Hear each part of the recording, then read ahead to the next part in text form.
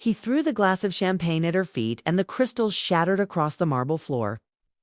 Like the last pieces of her dignity as the music stopped and every guest turned to stare, Maria never imagined that the man she had loved for 7 years would choose their anniversary night to destroy her. In front of the city's elite, but Daniel Whitmore was smiling a cold, satisfied smile as he raised his hand for silence. "Ladies and gentlemen," he said, adjusting his cufflinks, "I have an announcement. Tonight I am filing for divorce, effective immediately." The room gasped. Maria felt the world tilt beneath her heels. She thought it was a cruel joke until he continued, "And since every asset is legally under my name, she will be leaving this house tonight with nothing, not a dollar, not a title, not even her car." Whispers erupted around the ballroom. Cameras flashed. Some guests pretending to look shocked while secretly enjoying the spectacle. Maria's heart pounded in her ears. Daniel walked closer, lowering his voice so only she could hear. "You were always just a charity case I rescued from mediocrity. Remember that before security escorts you out?" Her hands trembled, not from weakness, but disbelief. This was the same man who once promised. Forever the same man who cried when she supported him during his failing startup. The same man who built Whitmore Holdings. With ideas, she stayed up all night drafting, yet her name was nowhere on the contracts, nowhere on the shares, nowhere in the empire she helped create. Daniel turned back to the crowd as if hosting a show and not executing a betrayal. "I hope you all understand business is business and marriage, well, sometimes it expires." Laughter from a few cruel associates cut deeper than knives. Maria swallowed her tears, refusing to give them the satisfaction. Security approached, hesitant but obedient one. Guard avoided eye contact as he whispered, "I am sorry, ma'am. Please come with us." Maria looked around at the chandelier she chose, the flowers she arranged, the guests she invited, and realized she was being erased from her own life. Her so-called friends stepped back. No one defended her. No one questioned Daniel's cruelty. The orchestra quietly packed away their instruments. As if the soundtrack of her humiliation had concluded, Daniel picked up a folder from the table and waved it. "Divorce papers already signed on my end. You can sign tonight or fight in court. But you have no resources to win." The humiliation was total, complete, calculated. Maria bent down slowly, picking up a shard of broken glass. Reflection fractured inside it. That was when the grand doors of the mansion opened with a force that silenced even the whispers. An elderly man in an impeccably tailored charcoal suit stepped inside, leaning slightly on a silver cane, but carrying an authority that made the room instinctively straighten. His white hair was combed back. His sharp eyes scanning the chaos behind him followed two men in dark suits who did not look like ordinary assistants. The old man's voice echoed across the hall, "Stop this nonsense." Daniel frowned, irritated. "This is a private event, sir. I do not recall inviting you." The elderly man's gaze shifted to Maria, and for the first time that night, her tears stopped because there was something in his eyes, something familiar, protective, almost trembling. "My child," he said softly, "why are you standing on shattered glass?" Daniel scoffed. "Who are you, and why are you interfering?" The old man straightened his posture, revealing a presence that felt larger than the mansion itself. "I am Edward Laurent, and she." He paused, letting every guest lean forward in anticipation. "Is my granddaughter?" Silence fell so heavy it felt physical. Daniel laughed loudly, disbelief mixed with annoyance. "That is impossible. Maria is an orphan. She grew up in foster care. She has no family." Edward's eyes darkened. "That is what they told her." Daniel's confident smile flickered for the first time. Camera shifted direction, now focusing on the newcomer. Whispers replaced mockery. "Edward Laurent." The name rolled through the room like thunder because everyone knew it. Owner of Laurent International, a conglomerate worth billions, a man who rarely appeared in public and never without purpose. Maria stared at him, confusion flooding her mind. "I do not understand," she whispered. Edward approached her slowly, as if afraid she might disappear.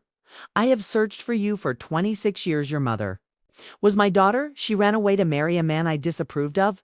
We lost contact after the accident that took her life. I hired investigators years ago, but the trail went cold until 3 weeks ago. When a private foundation traced your foster records. Back to my blood, Daniel's face drained of color. This is absurd. You expect us to believe this fairy tale? Edward gestured to one of the men behind him, who handed over a leather folder. Inside are DNA results, birth certificates, hospital records. Shall I project them on the wall, or will you accept reality without? Further embarrassment, the guests shifted uncomfortably, sensing the power dynamic had changed. Maria felt her knees weaken, but this time not from shame, from shock from the sudden possibility that she was not alone, that her life was not as small and disposable as Daniel made it seem. Daniel attempted to regain control. This is manipulation. She married me with nothing, and she leaves with nothing. That is the agreement, Edwards. Kane tapped sharply against the marble floor. You speak of agreements while publicly humiliating my granddaughter. In front of vultures disguised as friends, if we are discussing legality, perhaps we should also discuss intellectual property theft. Unauthorized transfers and offshore accounts opened under shell corporations. Daniel froze the room, collectively inhaled. How would you know about that? Daniel demanded. Edward's lips curved slightly because Laurent International was considering acquiring Whitmore Holdings next quarter. We conducted due diligence. We discovered discrepancies, irregularities, and an interesting pattern of ideas patented under your name that originated from email drafts sent by Maria Whitmore 3 years ago. Maria's breath caught. She remembered those drafts, business models, expansion strategies, sustainability frameworks Daniel once praised her for before filing them under his signature. Edward continued calmly. I do not enjoy public confrontations, but I detest injustice even more, especially against my own blood. Daniel's lawyer, who had been sipping wine quietly, suddenly stood up pale. Sir, perhaps we should step outside to discuss this. Edward raised a hand. No need, the discussion is simple. Either you apologize to my granddaughter, reinstate or rightful ownership share and retract this divorce spectacle, or tomorrow morning Laurent International will initiate a hostile takeover and expose every financial skeleton you have buried. Daniel's confidence cracked, visibly sweat forming at his temple. You are bluffing. Edward nodded to one of his men, who stepped forward and placed a tablet on the grand piano. Live market data displayed. Laurent International had just acquired 17% of Whitmore Holdings shares within the last hour. Whispers turned into stunned murmurs. The takeover had already begun. Maria looked at Daniel, not with anger, but clarity. The illusion was gone. She finally saw the fragile ego behind the expensive suit. Daniel's voice shook slightly. This is not over, he muttered. Edward replied calmly. No, it is not. It is just beginning, my dear child. He turned to Maria. You will not leave this house tonight. You will decide what happens next, and whatever you choose, you will not stand alone for the first time that evening. Maria lifted her chin, the broken glass still glittering at her feet, but now it no longer symbolized her humiliation, symbolized the shattering of a lie. And as the guests watched the power shift like a storm changing direction, they realized they were witnessing not the fall of a discarded wife, but the rise of a woman who had just discovered she was heir to an empire. The silence that followed felt heavier than the chandelier above them, and Maria could hear her own heartbeat as if it were echoing against the marble walls. Daniel tried to straighten his tie, but his fingers betrayed him, trembling slightly as Edward Laurent stood beside her, not as a stranger now, but as a shield. The guests who had mocked her moments ago were suddenly studying the floor, unwilling to meet her eyes. Because power had shifted, and everyone in that room worshipped power. Daniel forced a thin smile, attempting damage control. Ladies and gentlemen, let us not turn this into a circus. Misunderstandings happen in marriages. I am sure Maria and I can resolve this privately. Edward's cane struck the floor once more, a sharp, decisive sound. There will be no private resolution to public humiliation, he said calmly, his voice neither raised nor rushed, yet commanding absolute authority. Maria felt something awaken inside her. Not revenge, not hatred, but clarity. Years of silence, of watching Daniel take credit for her strategies, of hearing him introduce her as just my supportive wife replayed in her mind, and for the first time she saw the pattern clearly. Daniel never wanted a partner, he wanted an accessory. Maria turned slowly toward the crowd, her voice steady, though her hands were still cold. I designed the Southeast expansion proposal. I negotiated the Singapore sustainability model. I drafted the renewable acquisition plan Daniel claimed as his breakthrough vision. Murmurs erupted because every executive in that room knew those projects had propelled Whitmore Holdings into international recognition. Daniel's jaw tightened. That is enough, Maria. You signed confidentiality agreements. Edward interjected. Confidentiality does not erase authorship, and coercion invalidates silence. The lawyer who had been quiet stepped forward again, attempting diplomacy. Sir, if there is documentation, we can settle financially. Edward's gaze sharpened. My granddaughter does not need settlement money. She deserves justice and ownership. Then he turned to Maria. What do you want, child? The question struck her deeper than anything else that night because no one had asked her that in years. What do you want? Daniel always decided. The vacations, the investments, the social circle, even the charities they supported. She closed her eyes briefly and remembered the foster homes, the nights she studied under dim lamps, promising herself she would never depend on anyone again. Yet she had allowed love to blur that vow. When she opened her eyes, the tears were gone. I want the truth revealed, she said clearly, and I want what I built to be recognized as mine. Daniel laughed nervously. You think you can run Whitmore Holdings? You have no executive title. Edward's lips curved faintly. Titles can be reassigned, shares can be transferred, and reputations can be corrected within hours. He gestured toward the tablet again, where financial notifications continued updating. Laurent International had increased its stake to 24%. The market was reacting, stocks fluctuating, news outlets beginning to buzz because when Edward Laurent moved industries, shifted. Daniel's phone vibrated relentlessly. He glanced at the screen and his face drained of color. The board is calling, he muttered. Of course they are. Edward replied, they are concerned about instability and scandal, neither of which investors appreciate. Daniel stepped aside to answer the call, but his voice rose despite attempts to control it. No, this is under control. Do not panic. Do not entertain acquisition talks. I will handle Laurent. His desperation was no longer subtle. The same guests who applauded him minutes earlier were now whispering, calculating, distancing themselves from potential fallout. Maria felt an unexpected calm wash over her, as if the storm had passed and left behind a clear sky. Edward leaned closer, lowering his voice. I did not come here only with threats. He said I brought proof. An opportunity? He nodded toward one of his men, who handed Maria a slim folder. Inside were copies of patents bearing Daniel's name alongside her original drafts, timestamped months earlier.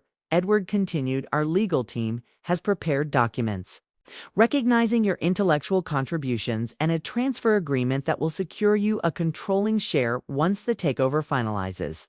You would become executive chairwoman of a restructured entity under Laurent oversight. Maria's breath caught. Executive chairwoman. She had never chased titles, but the irony was undeniable.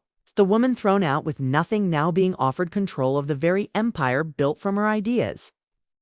Daniel returned, pale, furious. You orchestrated this, he accused. Maria, I loved you, and this is how you repay me. She looked at him steadily. Love does not erase betrayal. Daniel, you did not just file for divorce. You tried to erase me in front of everyone. Edward's voice cut in smoothly. There is also the matter of the offshore accounts. Daniel froze again. What offshore accounts? Maria asked quietly. Edward's expression hardened. Funds diverted from company profits into private shells in the Cayman Islands and Zurich accounts that conveniently exclude spousal disclosure during divorce proceedings. Daniel's silence confirmed everything. Maria felt the final thread snap. Not heartbreak this time, but realization. He had planned her exit meticulously, stripping her of assets, reputation, and security. In one calculated move, Daniel finally exploded. You have no proof that she did not know about those transfers." Edward signaled to his assistant, who projected transaction logs onto the wall. Timestamps overlapping with nights Maria had been presenting. Expansion strategies overseas while Daniel quietly redirected profits. The evidence was precise, damning, undeniable. Guests gasped openly now. The humiliation had reversed direction. Maria watched Daniel unravel the man who once commanded boardrooms. "Now cornered by his own greed, you are going to leave me with nothing," she said softly. Not accusing, simply stating fact. Daniel's shoulders sagged. Momentarily before anger returned, "You would have survived. You always survive." That was the closest thing to admiration he had ever given her. Edward stepped forward. "Enough theatrics," he said. "Daniel Whitmore, you have two choices. Sign immediate share redistribution acknowledging Maria as co-founder and majority intellectual contributor, or prepare for criminal investigation, shareholder revolt, and complete acquisition by sunrise." Daniel looked around the ballroom, searching for allies, but found only silent faces calculating risks. Finally, his voice dropped to a near whisper. "What guarantee do I have Edward's eyes were ice?" None, Maria realized. Then that power was not loud, it was steady. Daniel took the pen from the folder, his hand hovering above the documents. The same man who forced divorce papers in front of guests, now being compelled to sign away control. The irony felt almost surreal, but Maria stopped him. "Wait," she said. The room froze again. She walked closer, meeting his eyes fully. "You once told me I was nothing without you tonight. You learned you were nothing without my mind. I do not want revenge. I want release. Sign the shares, resign as CEO, and leave with the wealth you legitimately earned, not what you stole." Daniel stared at her, struggling between pride and survival. Eventually, survival won. He signed one document, then another, each stroke of ink shifting the balance irrevocably. Edward's legal team collected the papers, swiftly, efficient as clockwork. Applause did not erupt. There was no music, only the quiet recognition that history had just pivoted inside that hall. Edward extended his hand to Maria, formally Miss Laurent. "Welcome home." The name felt foreign yet powerful. Maria Laurent, heir to Laurent International, and now controlling chairwoman of a company that once tried to discard her. Daniel dropped the pen, defeated, but Edward's final words carried a tone that hinted the night was not yet over. "This concludes the business correction," he said. "But justice has layers, and some truths have not yet surfaced." Maria felt a flicker of unease. What else could remain hidden? Daniel looked up sharply, as if fearing the same question, and outside, beyond the mansion gates, black cars continued, arriving, not guests this time, but individuals whose presence signaled that the real reckoning was only beginning. The black cars that rolled through the iron gates were not the vehicles of curious journalists or late-arriving guests. They were unmarked, sleek, and deliberate.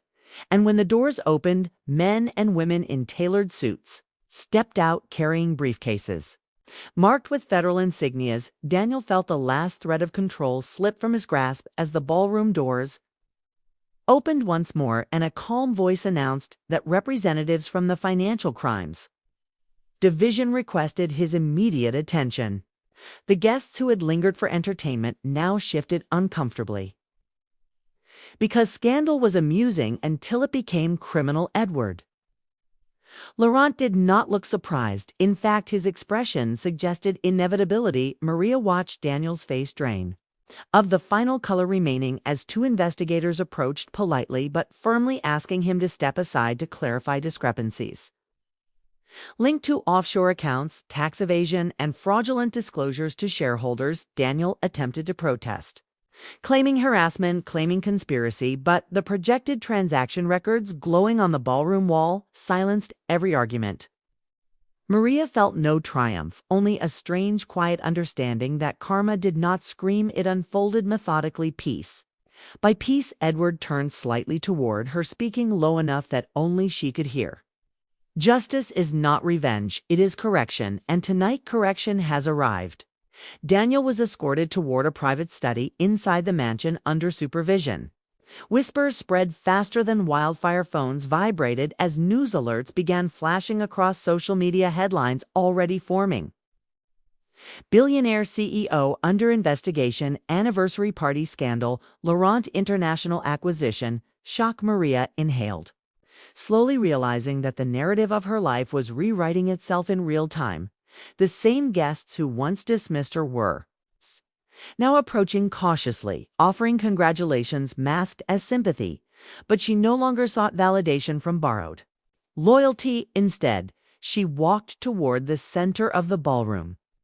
The broken glass still scattered at her feet, symbolic of the humiliation that had triggered everything. She bent down once more, but this time, not in shame, she picked up a single shard, holding it between her fingers as she addressed the room clearly. Tonight, I was thrown out of my own home in front of you all, she said, and none of you spoke, not because you believed it was right, but because you believed power stood on his side. Remember this moment the next time you witness injustice. Silence is participation. The words settled heavily over the crowd. No applause followed, only reflection. Edward observed her with quiet pride, recognizing the strength that did not need inheritance to exist. Maria placed the shard onto a nearby table, then turned to him. I do not want this mansion, she said softly, surprised even herself.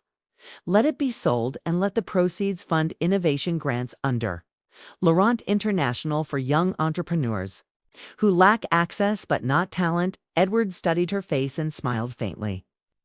That is your first executive decision, then so be it. The symbolism was undeniable. The house built on arrogance would now finance opportunity for others, just as she once wished someone had done for her. Hours passed, and eventually investigators returned from the study. Daniel emerged, flanked by officials, his expression hollow, stripped of arrogance. They informed him that formal charges were being prepared pending further review and that his passport would be temporarily confiscated. The guests watched in stunned silence as the man who had tried to discard his wife as worthless was now leaving his own party under investigation. Maria did not gloat. She simply watched as one chapter closed. Daniel paused near the doorway, looking back at her with something almost resembling regret, but regret could not undo public humiliation or secret betrayal. He was escorted out and the heavy doors shut behind him, sealing the echo of his downfall. Edward exhaled slowly. It is finished, he said. Not quite, Maria replied, her gaze steady because she understood something deeper. This was not merely about a marriage or a corporation. It was about identity, about reclaiming a narrative rewritten by someone else. In the days that followed, the media storm intensified. Headlines dissected every angle. Analysts debated the acquisition, while social commentators highlighted the symbolism of a woman publicly humiliated only to rise as controlling chairwoman. Within hours, DNA confirmation was officially released, validating her lineage as Edward Lawrence. Granddaughter skeptics were silenced overnight. But what surprised many was Maria's first official press conference. She stood beside Edward, not behind him, wearing a simple ivory suit devoid of excess, and when reporters shouted questions about revenge and scandal, she answered calmly, I do not celebrate anyone's downfall. I celebrate accountability. Whitmore Holdings will be restructured transparently. Every employee will retain their position, and innovation will be prioritized over ego. Markets responded positively. Stocks stabilized under Laurent oversight. Employees who once feared instability now expressed cautious optimism. Maria immersed herself in board meetings, reviewing contracts, auditing systems, rebuilding a culture stripped of intimidation. She discovered loyal staff who had been overshadowed by Daniel's domineering style and elevated them into leadership roles, proving that authority did not require humiliation. Weeks later, as legal proceedings against Daniel formally commenced, evidence of embezzlement and tax fraud mounted. Public sympathy dwindled quickly. The narrative no longer painted him as a victim of corporate warfare, but as an architect of his own collapse. One evening, after a long meeting, Maria stood alone on the balcony of Laurent headquarters, overlooking the city lights. Edward joined her quietly, You could have chosen comfort, he said. Instead, you chose transformation. She smiled faintly. I spent years believing love required shrinking myself tonight. Taught me that respect requires expansion. Edward rested his hands on his cane thoughtfully. Your mother had the same fire. She would be proud. Maria felt emotion stir, but it was not sorrow, it was completion. The missing piece of her past finally connected to her present. Months later, the mansion was sold and the Acclorant Innovation Grant launched, providing capital mentorship and legal support to young founders from disadvantaged backgrounds. At the inaugural ceremony, Maria addressed a hall filled with hopeful entrepreneurs and investors alike. I once stood in a room where my value was questioned. Publicly, she said, today I stand in a room where potential is recognized. Privately, do not let anyone convince you that your ideas belong to someone louder than you. Applause thundered. This time genuine, earned. Daniel's trial concluded quietly. Compared to the spectacle of that anniversary night, he was sentenced to financial penalties, restitution, and temporary imprisonment, his reputation permanently altered. But Maria did not attend. She had already moved beyond needing to witness his consequences because justice had already done its work. On a crisp autumn evening, nearly a year after the infamous party, Maria hosted a new celebration, not of marriage, but of rebirth, inside Laurent headquarters, surrounded by innovators, mentors, and employees whose careers were now safeguarded. She raised a glass not to humiliation, but to resilience. Edward watched proudly as she spoke one final line that would later circulate widely across business journals and social media alike. When someone tries to throw you out of your own story, do not beg to stay. Rewrite the ending. The room erupted in applause, and as the camera flashes captured her confident smile, the world saw not a discarded wife, not a rescued orphan, but a woman who transformed betrayal into blueprint and humiliation into heritage. And in that moment, it became clear that the wealthy old man's arrival had not saved her. He had simply revealed what had always been true. She was never powerless. She was merely waiting for the right storm to uncover her strength.